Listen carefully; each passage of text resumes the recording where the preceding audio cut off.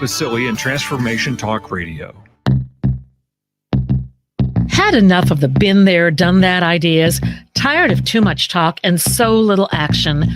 Rewind now and welcome to Transformation and Change Radio with Dr. Kathy Obear, where the vision of true equity, inclusion, courage, and purpose meet powerfully.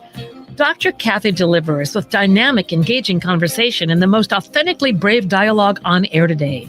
This hit show will challenge you to explore current issues of diversity, equity, and inclusion, and deepen your capacity to choose courage to speak up to greater inclusion in everything you do. Fasten your seatbelts and accelerate your effectiveness to become a powerful change agent in your life, community, job, and society. Imagine true equity and inclusion and get the tools to really manifest your vision. No frills, no fluff, just really powerful, good stuff. Transformation and Change Radio starts now. Welcome to Transformation Change Radio. I'm Dr. Kathy Obear with the Center for Transformation Change, and I'm so excited to welcome Dr. Dakesa Piña here. We met just a little bit ago, but in our initial conversation, I was like, oh, I want to keep learning more with you. Critical strategies to really create true equity, inclusion, racial justice, especially within the areas that you have more life experience than I do. Counseling centers, which in and of themselves, I have found a challenging place to work. And then academic colleges. We've had a lot of folks on looking at systemic full universities, other organizations, but you're my first to be just an academic college. And you were hired for the College of Education, their inaugural first college level diversity, equity, inclusion officer at Illinois State. Yeah, thank you. I always tell people I was in the pool and I won. So I'm the winner. I always call myself a winner because I get to be the DEI officer for the College of Education at Illinois State University. And you're even wearing Redbird. I love it. I know. I thought I'd represent the Illinois State University Redbird today. Well, what I love about what you're bringing here today is you also have, at least there, from 2010. So that's over a decade working in the counseling center. Yes. With an EDI race lens from the beginning, but officially 2014, part of student affairs, you were brought in, or at least within that, chosen to lead the DEI, diversity, equity, inclusion efforts in the counseling center. I'm assuming partnering with the director, or were you the director as well? No, so I was not the director, but definitely the diversity, equity, and inclusion initiatives that rolled out of student affairs were something that I partnered with our director and honestly the entire counseling center, right? Because to be able to do this work and to do this type of work well, you really have to be able to hear all voices within the department or organization that you're working with. So really everybody was a part of the EDI process. Well, that's great to hear, because my experience in counseling centers and others is you have the folks that are wanting to do the work, have already been doing it, and then some willing middles. But there are folks dragging their feet, resisting. Maybe it's underground. Maybe they're performing. We'll get to some of that possibly. Yeah. I always like to ask folks, just tell us a bit about yourself, whatever you'd like to share. And how are you doing in these times of continuing pandemic? Continuing times needed for racial reckoning, and then we're just preparing for fall semester. So how are you doing? Absolutely. Well, I think you hit the nail on the head. I'm pretty busy, right? When people ask me, like, tell us a little bit about yourself, I like to go through kind of my professional lens, but also, of course, a part of me is a personal lens. And so, like you said, I'm the DEI officer for the College of Education at Illinois State University. I've been at Illinois State University for about almost 11 years, coming up in September. And I was at the counseling center for 10 and a half of those years. I just started my DEI position in January 19th, to be exact. And so that is the work that I'm currently doing, really trying to create a framework for the College of Education at Illinois State University to be able to roll out sustainable and systemic change. So that is what I do for work. Actually, I also have a private practice. I'm a marriage and family therapist.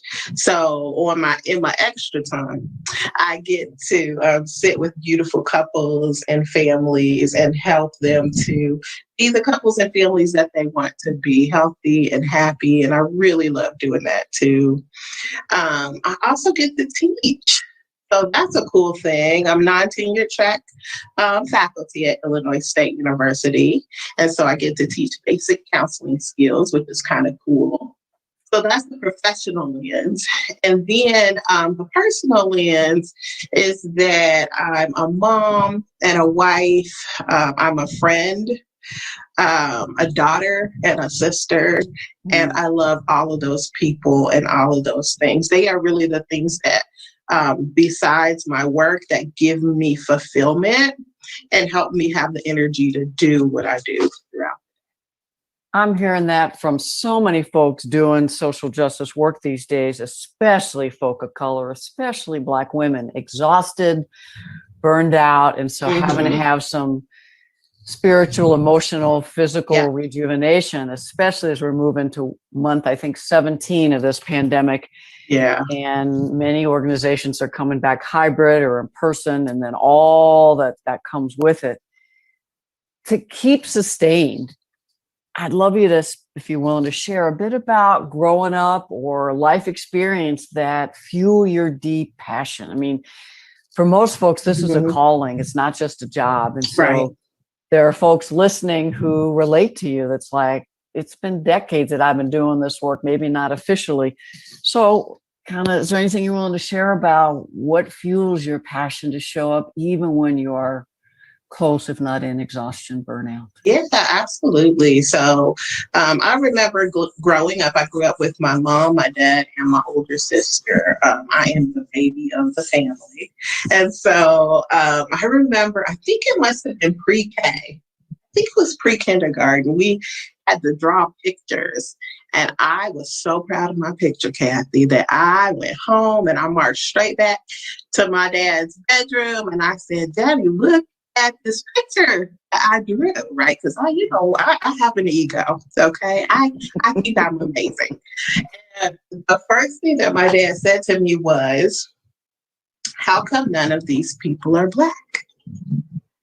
And that was the first time that it kind of opened my eyes to,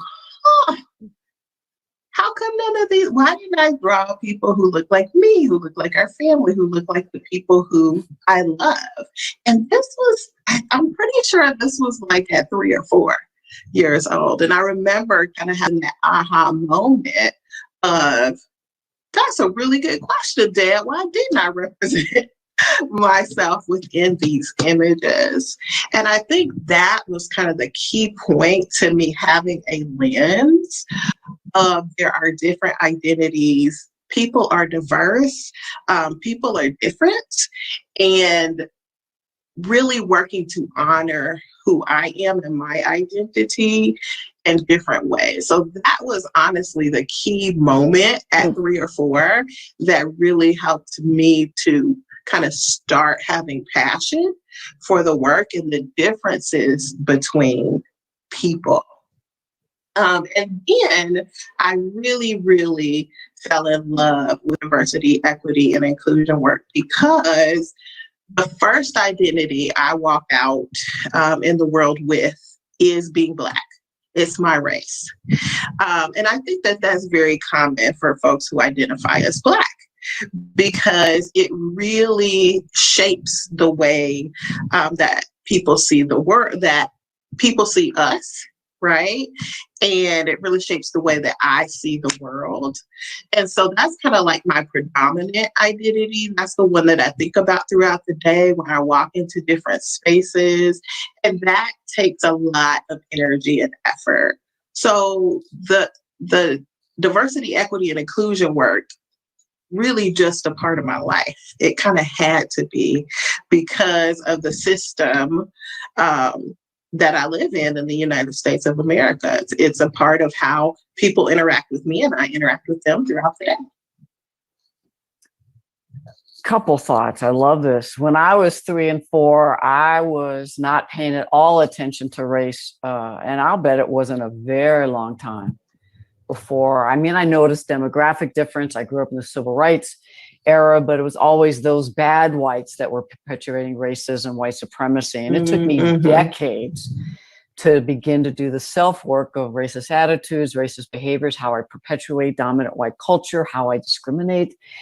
And as we kind of transition into counseling centers, my experience working with 4 or 5 counseling centers was the resistance, particularly of white counselors and leaders, just schooled and trained into these are the ways you do counseling, but not seeing how that was kind of white middle class, upper middle class ways, much less the hierarchy and most folks of color that I shared and talked to who in counseling centers said, I can't bring my full self here. Maybe behind a closed door or working with a client, but I get racist microaggressions from clients, from staff. Absolutely. When I raise them, I'm the angry blank. So I don't know if that was just the 3, 4, 5 places I was consulting or if you're finding in your colleagues. So a long way of saying counseling centers, challenges, progress you've seen, what kind of work do counseling centers really need to do to transform practice and culture to truly be equitable, inclusive, especially around issues of race? Yeah. So honestly, I would broaden that out to any organization. I think that, you have people are at different places, right, in their journey of inclusiveness. There are some people who do not at all want to be inclusive. They don't want to think about race. They don't want to talk about race. And they wish that the word was never created, right?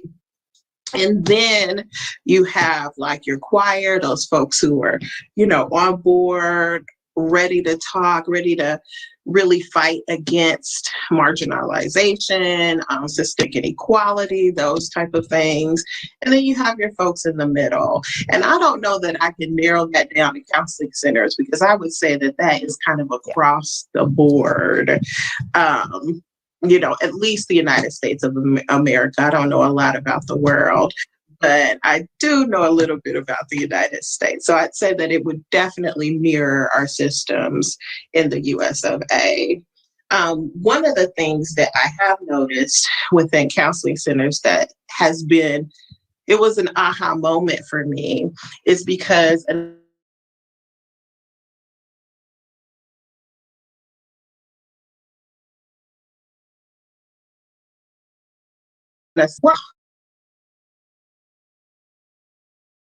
we talk and heal hearts for a living.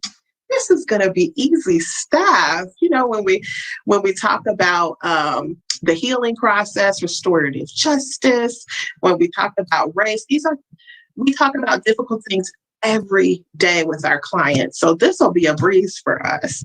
Well, I found out that it is not a breeze.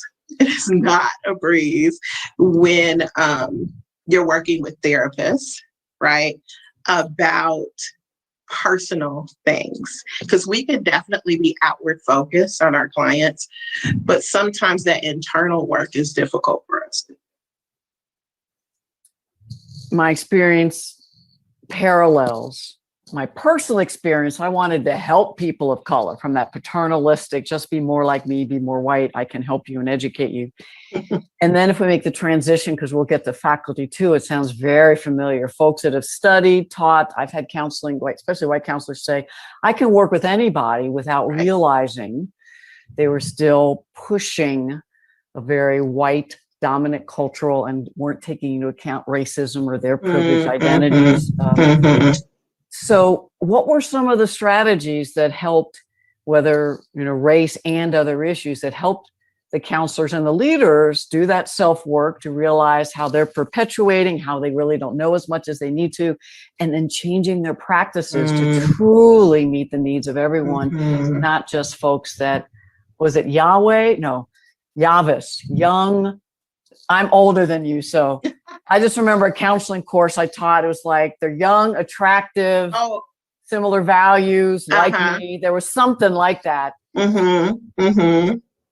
Yeah. Oh, no, no worries. No worries. Actually, I love to learn. So that's a new acronym for me. So you were asking about counseling centers. I lost your question. I'm sorry. Because I talk. What are some of the practices, strategies to individual development, Yeah. self-work, so that they would provide Mhm. better services, and then the center practices, policies that were more aligned Absolutely. Absolutely. So one of the things that we found, and honestly, Kathy, that you helped us with, is to create a framework that would unify us throughout the Division of Student Affairs. And that was the Multicultural Organization Developmental Model, the MCOD model. And so that was really the framework that we used to start our anti-racism, social justice work, our inclusion work within the counseling center. And the MCOD model very rightly talks about making sure that those who are currently in power are on board. And I found out very quickly that that was step one.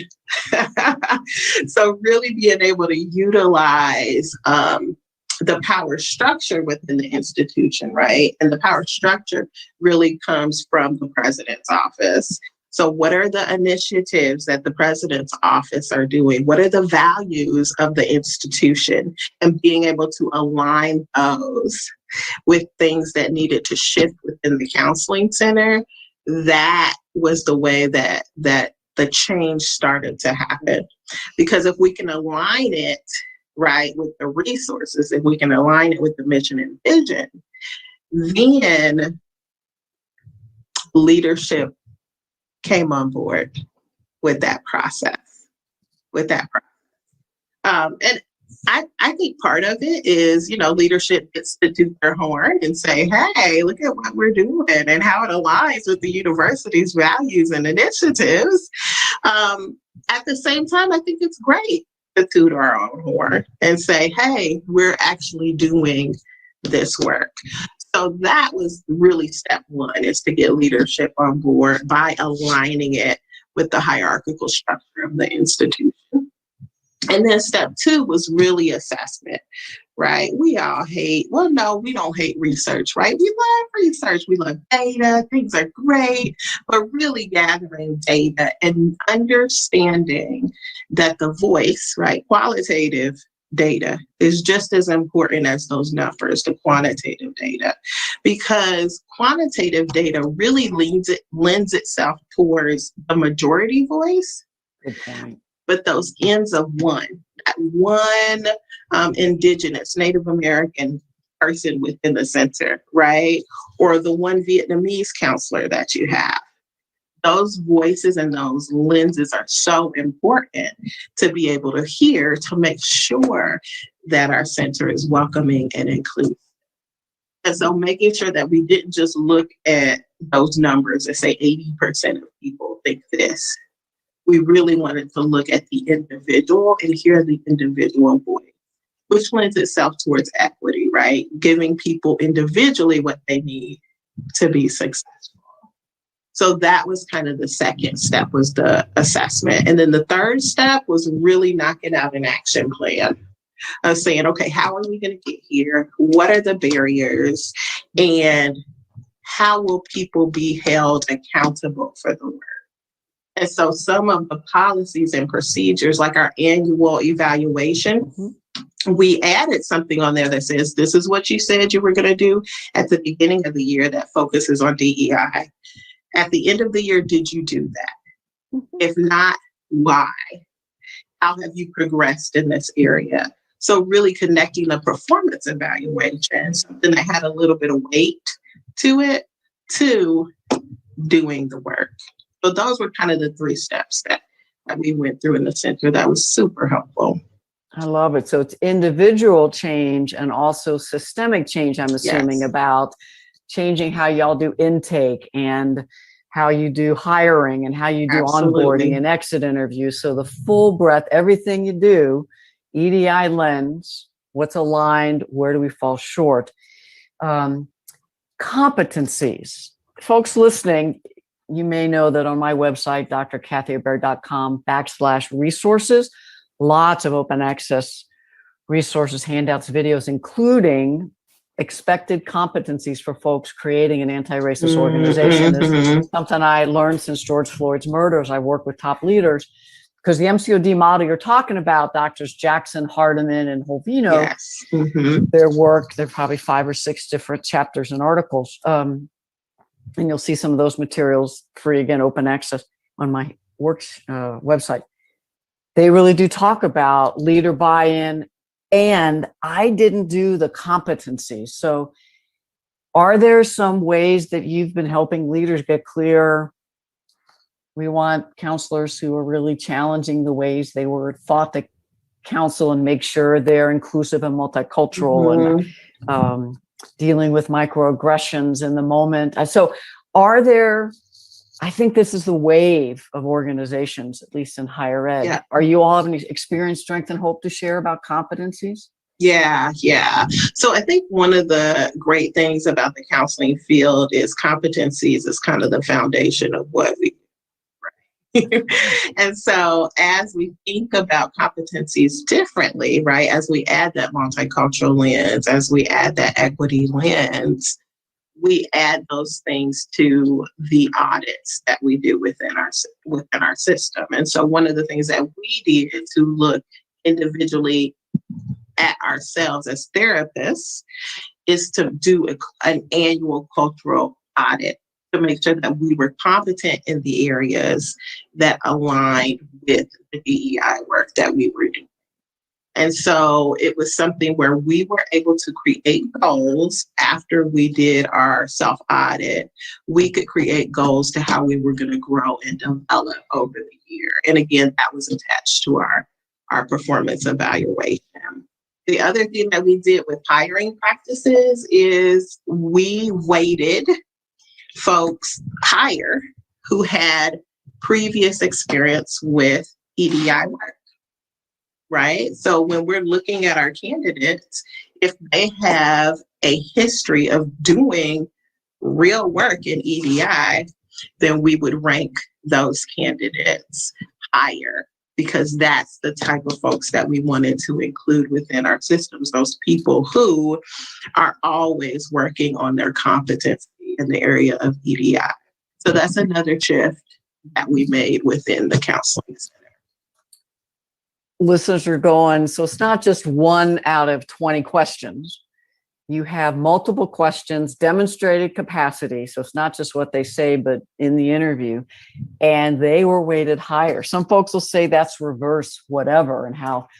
And yet you're saying these are the competencies we need to serve the full students.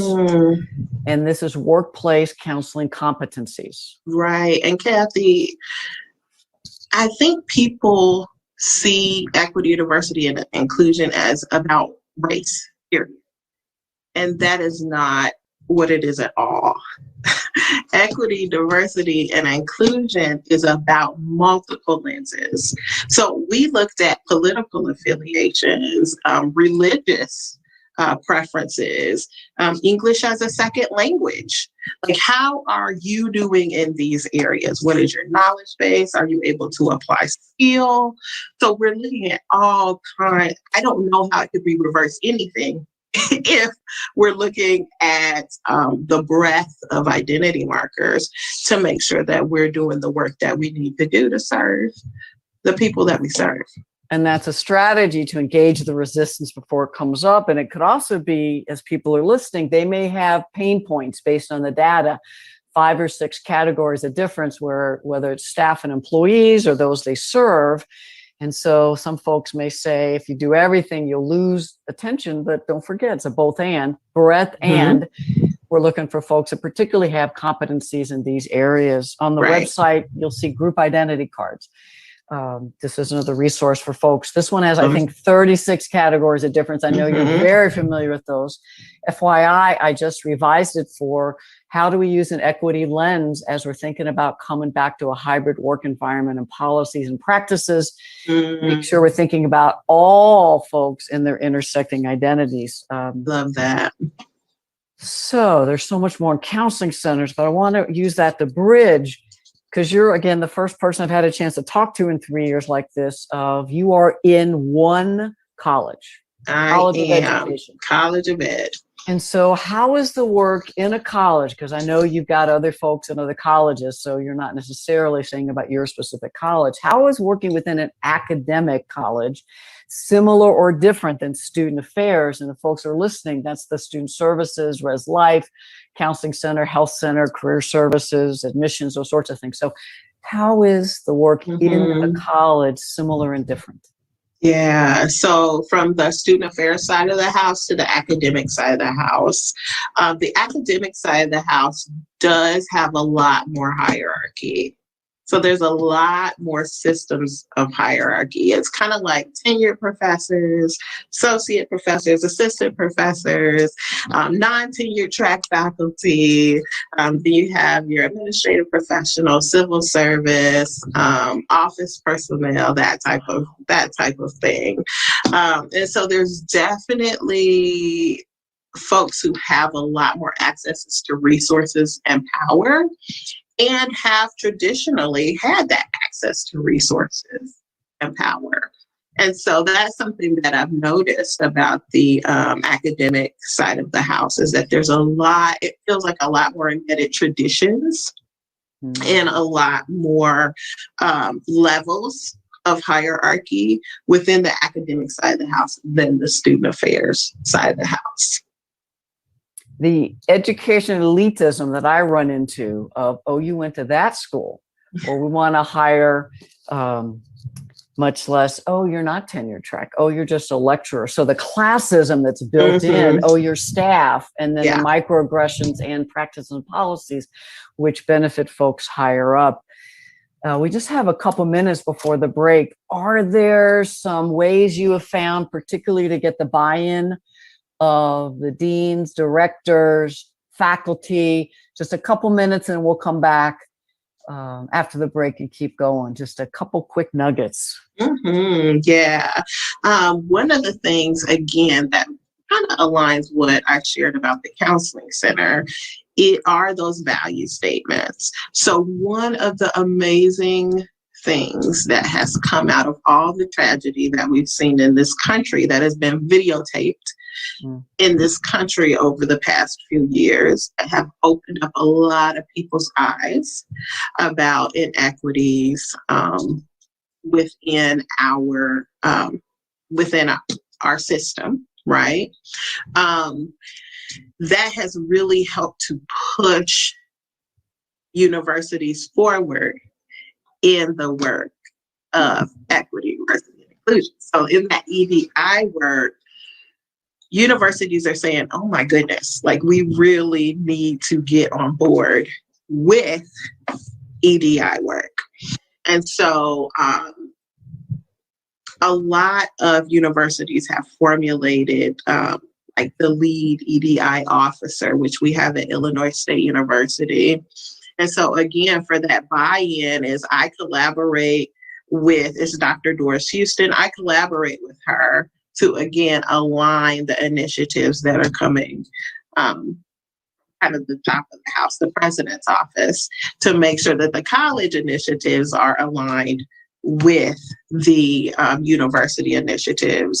We're also doing a branding campaign to make sure that diversity, equity, inclusion is on the forefront of everybody's mind. And the branding campaign says DEI is you, ISU. So it's you, it's your responsibility. You're responsible for making sure that this work gets done, not those people who have that title, but it's the entire campus's responsibility. And so that's one thing that really helps leadership get the buy-in, is, again, if you can parallel those efforts from those folks who are in power, and then to be able to roll out that educational campaign and be able to toot our own horn and say, hey, we're doing this work. I think that really helps leadership get on board. As we take a deep breath, we're about to go to break. How can people find you, Dr. Dakesa Piña, if they want to have more conversation? Yeah, so specifically about DEI work within an educational setting, people can email me at my work email address, which is D as in David, D as in David, P as in Paul, I, N as in Nancy, A, at ilstu.edu. If people would like to talk a little bit, we haven't talked tons about this, but talk a little bit about consultation. I do have a private practice that I work in doing counseling. I'm a trained marriage and family therapist, and I also travel doing consultation work. People can reach me at Dr. Dakesa, Dakesa, Piña, Pina, at gmail.com. Thank you so much. When we come back, we'll continue the conversation. I'm Dr. Kathy Obear. We'll see you all in a few minutes. We're back in that jazz mood, aren't we? I don't know. What happened to the rap music, Benny? So, oh my gosh. There you go. Thank you, Benny. I like it. You're welcome. I'm going to play that in my car. Boy, I got to have me some baked something now. I'm telling you. Get in the groove with Dr. Pat and her guests on Transformation Talk Radio. It's always something new around here. Visit thedrpatshow.com. Imagine what it would be like to turn your pain into purpose. Tune in to Transformation with Martinet every second and fourth Friday at 10 a.m. Pacific on TransformationTalkRadio.com.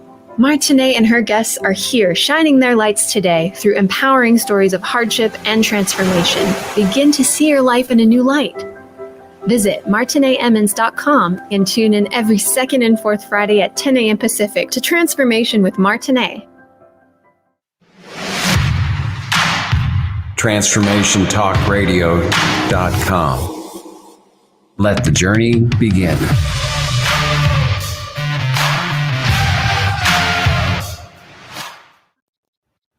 Have you heard about shifting the collective vibration and consciousness on the planet? Join me, Kimberly Barrett, on the Sharing Love and Light show every first and third Tuesday at 4 p.m. Pacific, 7 p.m. Eastern at TransformationTalkRadio.com to explore the depth of vibration and consciousness on our planet and learn how you can shine your love and light. To learn more, visit SharingLoveAndLightShow.com. Get empowered on TransformationTalkRadio.com. Inspire. Create. Empower. Only on TransformationTalkRadio.com.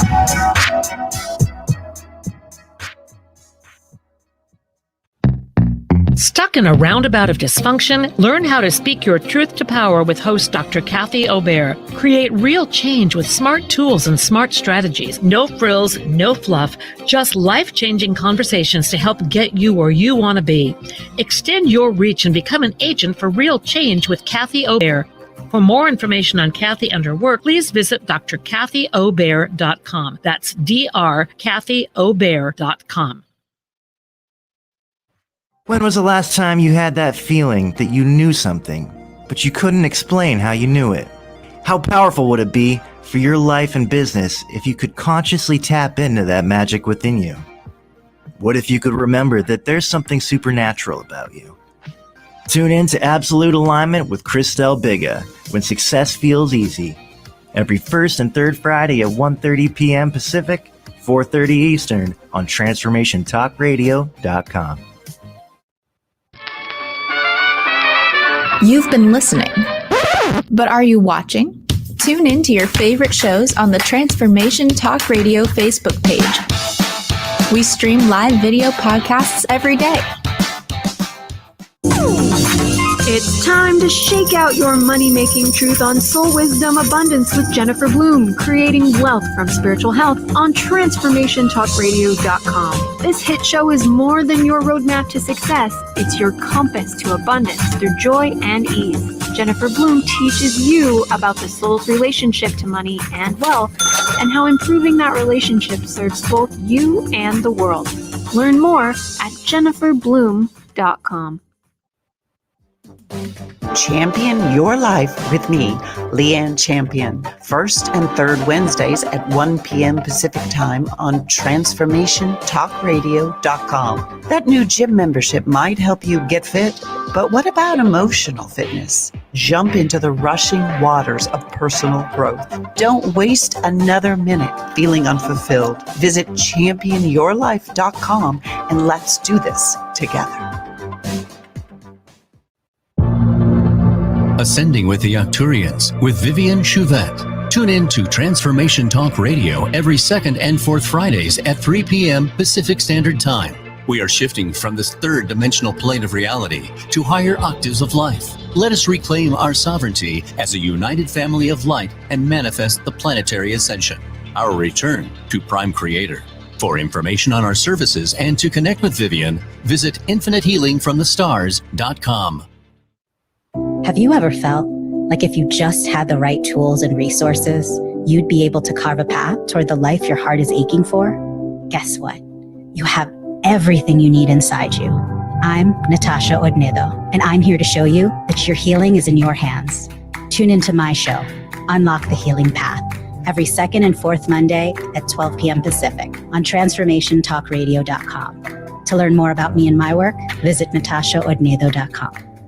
Hey everybody, it's me, Psychic Medium Jamie. And me, Spirit Walker Nicole. We are so excited to introduce you to our new live call-in show called Shades of Spirit on TransformationTalkRadio.com. As we connect you with your crossed over loved ones, angels, and guides, and also help you develop your own psychic and healing abilities. For more information and to book your own private experience, go to shadesofspirit.com and also follow us on TransformationTalkRadio.com. Tune into 3 Things I've Learned with Susan Dolce every first and third Tuesday of the month at noon Pacific, 3 o'clock Eastern on Transformation Talk Radio. Join Susan and her guests as they share the stories that shift our souls about radical transformations, courageous breakthroughs, and life lessons. 3 Things I've Learned with Susan Dolce. For more information, go to TransformationTalkRadio.com or visit Susan's website at susandolce.com. I'm Dr. Kathy Obear, Center for Transformation Change, having a great conversation, learning with Dr. Dakesa Piña as we continue to think about how do you do equity, inclusion, change work inside organizations. And we've did counseling centers. Now we've been moving into academic a bit more. So the folks that aren't yet on board, that might be in resistance. And I'm also finding some backpedaling that leaders said, particularly after George Floyd's murder, the protests, the time of racial reckoning, students putting another list of demands up. I'm finding these generations of students are clear, persistent, and yet I still find leaders, we don't have time. We've got to think about the pandemic coming back. So are there ideas about how to keep progress, sustained effort, when there could be some of this backsliding going on? Absolutely. Well, one of the things that I found is organizing and having strategy is really key to continuing whatever initiative or movement that you want to occur on campus. So one of the things that has happened over the last 2 years at ISU is a movement that our African American students have brought called Anti-Black ISU. And it was about like the treatment that Black students felt on campus. And so one of the things that really helped with their movement and really helped for, again, those in power, listen to the students was their organizational efforts. So they came up with a list of demands, strategies. They had leadership, right? Advisors. They organized marches, utilized the media. They had a solid strategy, right? To continue to keep the lens, right? The pressure, the lens of their needs and their wants on campus. So definitely organizing and having a strategy is key to having the process be sustainable and to start to create some of that systemic change. It's almost like national shift, having folks metaphorically on the streets or on the campus, external pressure, internal change, and alumni. Now, here's a new question I hadn't thought of. How can folks in your role or deans of College of Education help alumni organize to also get pressure on faculty, staff leaders that aren't quite on board yet? So we are so lucky to have an amazing communications person who really has helped us reach out to our alumni. So one of the things that ISU, College of Education, does very well is we keep our list of all of our alumni. And one of the things that we did when I first joined the College of Education is we reached out to alumni. I made a video. I said, hey, it's so good to meet you. I know that you all used to be in the College of Education.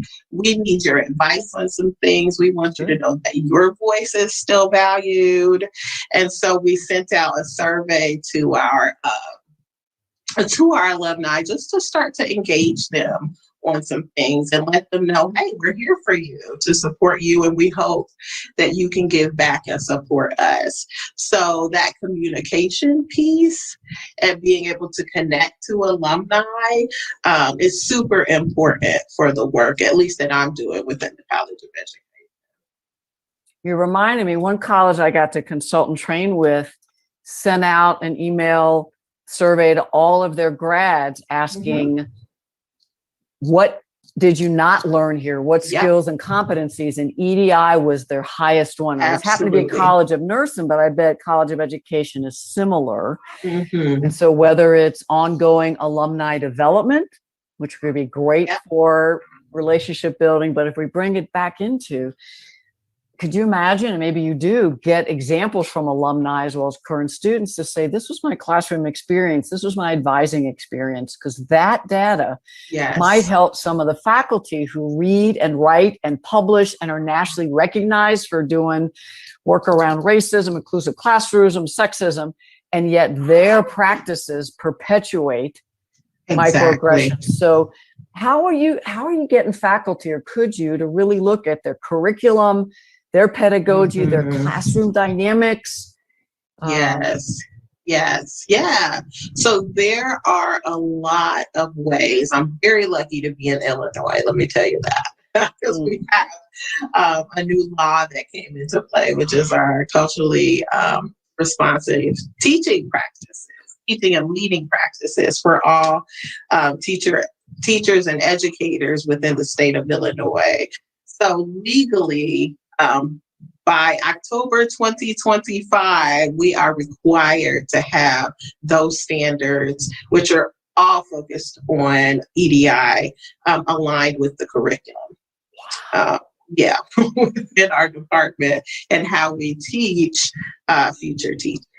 So we're very lucky to, I'm very lucky to be in a state that makes things law.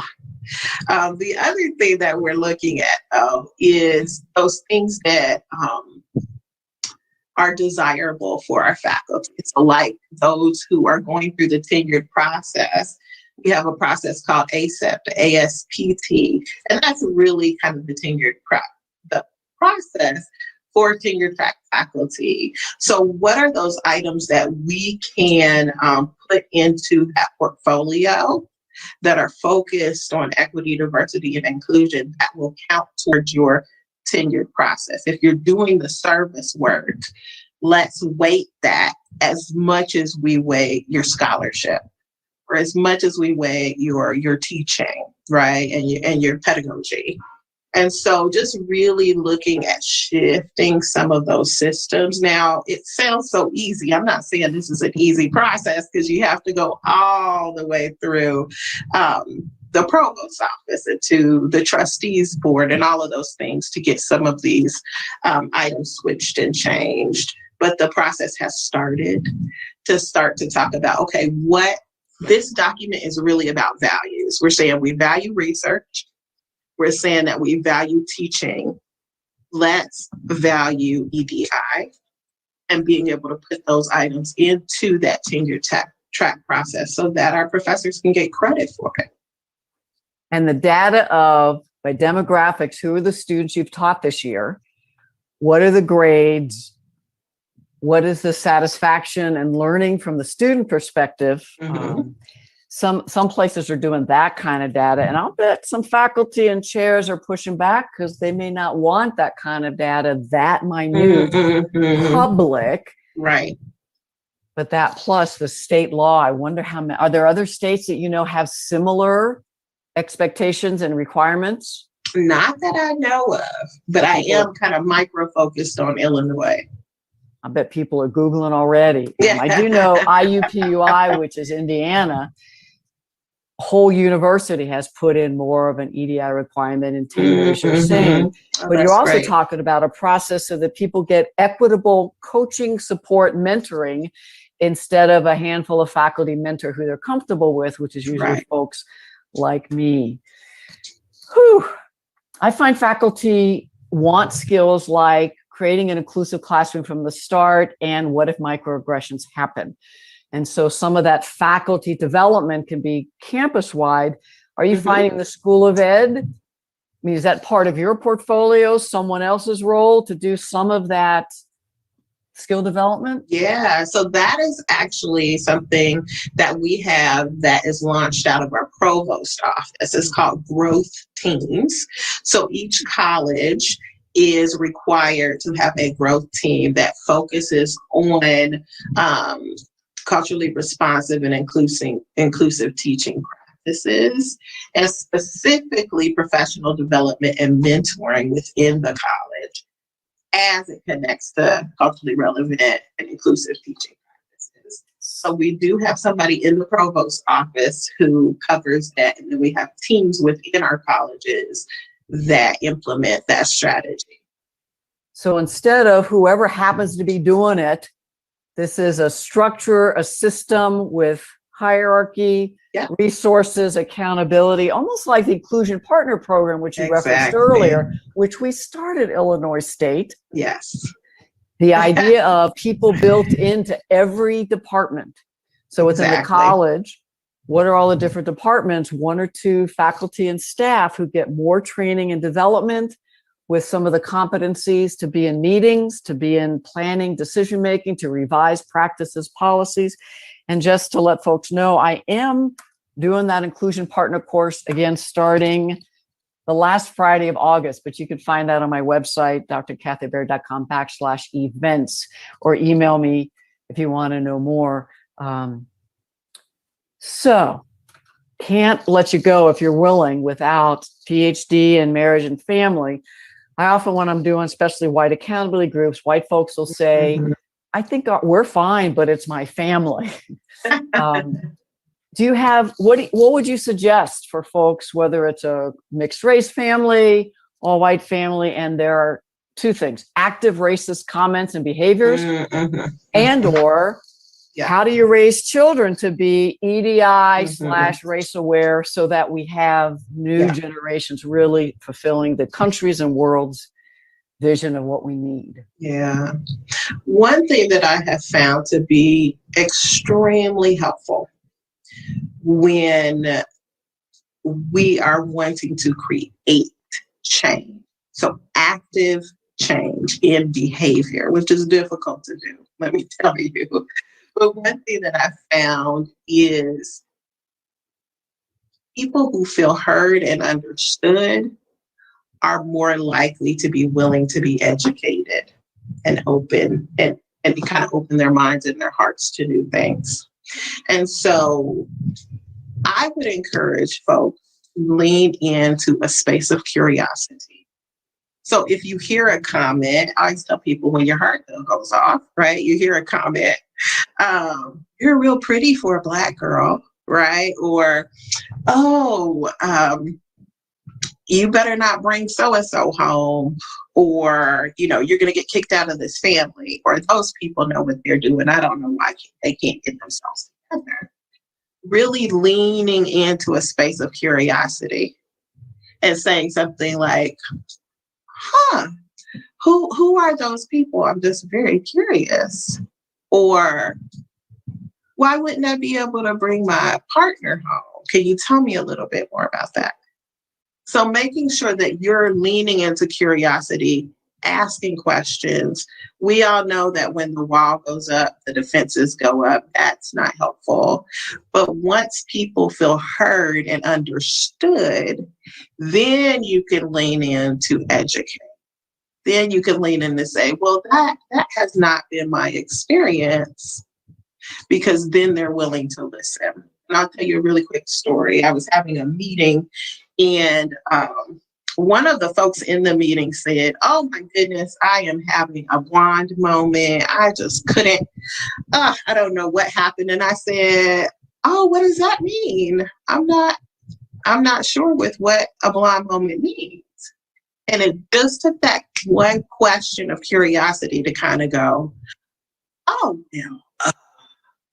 I guess it's not a blonde moment. I shouldn't have said blonde. I'm just having trouble remembering what I wanted to share today. And I said, oh, okay. That makes a lot of sense, because I have those moments too. And I'm definitely not blonde, right?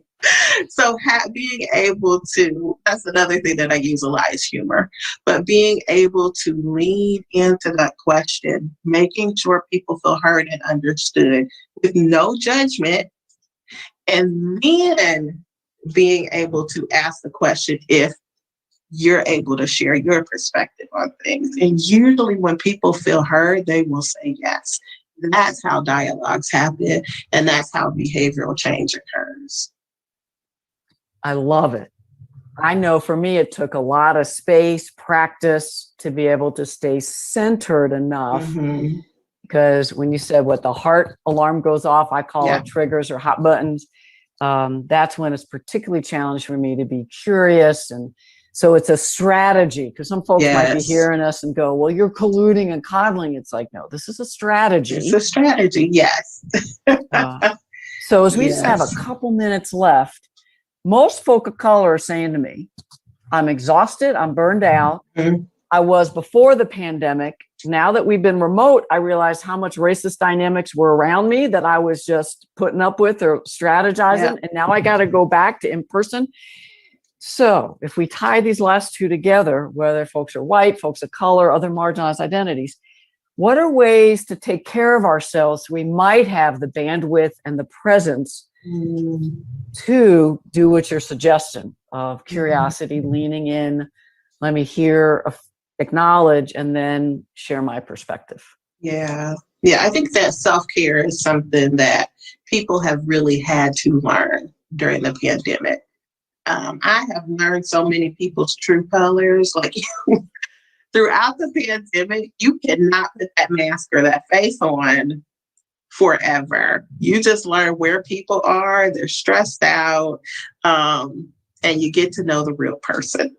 So we've all throughout the pandemic been exhausted. We've all been dealing, most of us, I won't say all, have been dealing with a lot of burnout just in the shifts in our lives, and the stress from worry and fear.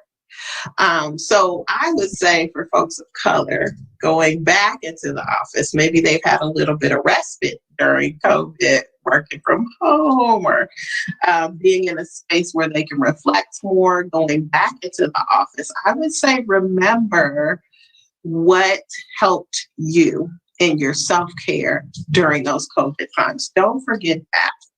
So when I am a true introvert, okay, when I'm done for the day, I want to be in a dark room by myself. Yes, I have kids, I have a husband, I have all those loving people, but I know for me, I need that time.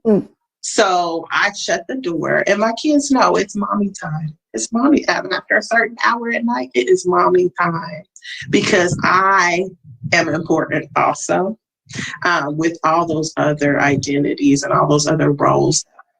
And that includes my career. I am also important. I get to say no, and I need to do those self-care techniques that are important for me. So just remember what helped you during the quarantine, and continue to do that throughout the pandemic. Dr. Dakesa Piña, thank you so much. As we close, could you remind people how they can find you if they want to talk more about some of these ideas or have some consultation with you? Absolutely. Consultation and marriage and family therapy work is Dr. Dakesa Piña at gmail.com. And then the EDI work within the academic unit would be ddpina@lstu.edu. Thank you for taking the time, sharing your wisdoms and insights. This is Transformation and Change Radio. I'm Dr. Kathy Obear, and we will see you next month. And if you want more of these resources, you can look at the website or my website, drkathyobear.com. Thank you again, Dakesa. We're so appreciative. Thank you. You all go well this summer. You've been listening to Dr. Kathy Obear on Transformation Talk Radio. Thanks for tuning in, and be sure to catch us next time as Kathy inspires listeners to become agents of change, motivate, innovate, and speak truth to power. Step into the courageous you that will change the world. Connect to life-changing conversations to extend your reach. For more information on Kathy and her work, please visit drkathyobear.com. That's drkathyobear.com. The views expressed on this program are those of the host, guests, and callers, and not necessarily